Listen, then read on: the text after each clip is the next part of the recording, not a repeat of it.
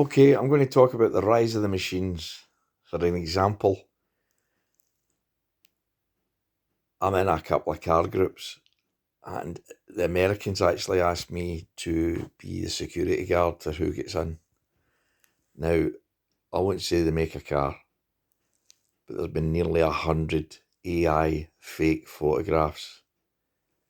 I go onto their profiles and I find that they're from Indonesia or Africa, and yet they're purporting to be from a small town in America.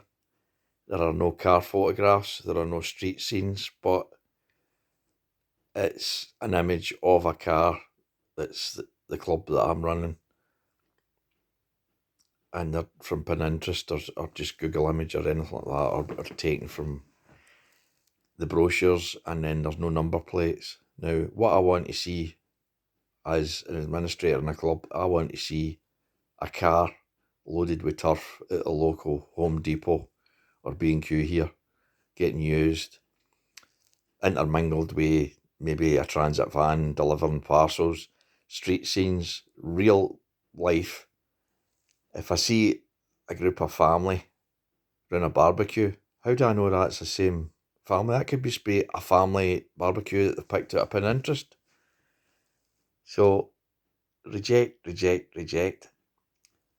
So that's the car side of things. I've ended up making a post saying, look, this is my real car. It's raining. I'm in Scotland. And I want to see cars getting used.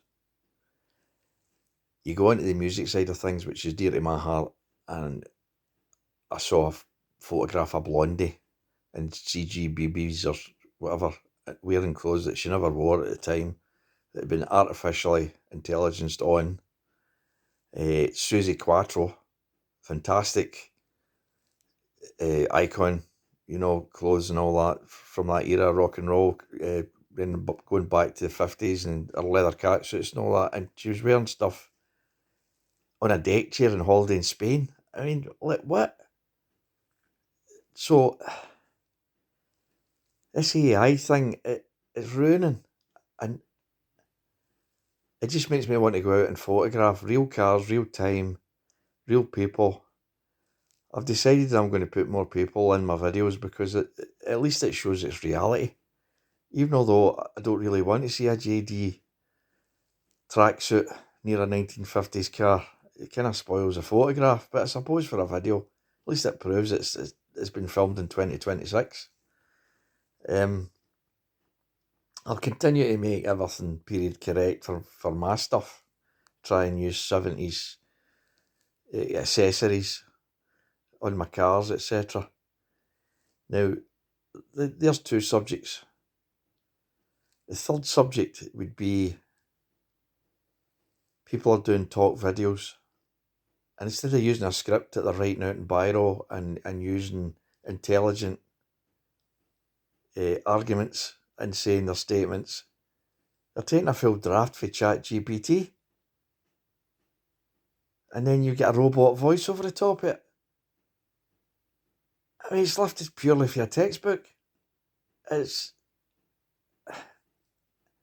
People should go out and buy a book and read a book, take in the information. We're taught how to do this at school.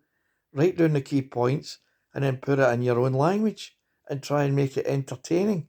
That's the whole purpose of an essay or any dialogue or monologue or script. This AI rubbish is getting as difficult to kind of find proper talent in anything that's done nowadays.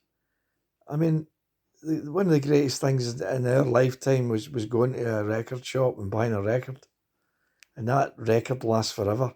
That person could be dead, and you can put the needle in the record and listen to the work and the hard graft they put in producing that music, getting the equipment there, getting the people there, getting the time, getting the tapes rolling, getting it done, and you've got a performance that you can listen to over and over again. I've got records going back to the early 60s. Tapes I can't use, I can't play because they're stretched, and CDs going back to the 1990s. And anyway, this is just my thoughts on AI, ChatGPT, the rise of the machine. I mean, how bad has it got to be? Has it got to get the Terminator? We've got robots interacting with us in real life. Our actions are controlled through the internet. That should never happen. Human interaction should be humans. If you've got something important, write it down on a bit of paper. Keep it physically. Because if your internet's attacked in any way, we're coming into all sorts of problems with viruses and conflicts worldwide, and your electronics are not going to last into the future. If you get something analog and it's physically reliable and robust, it will last forever.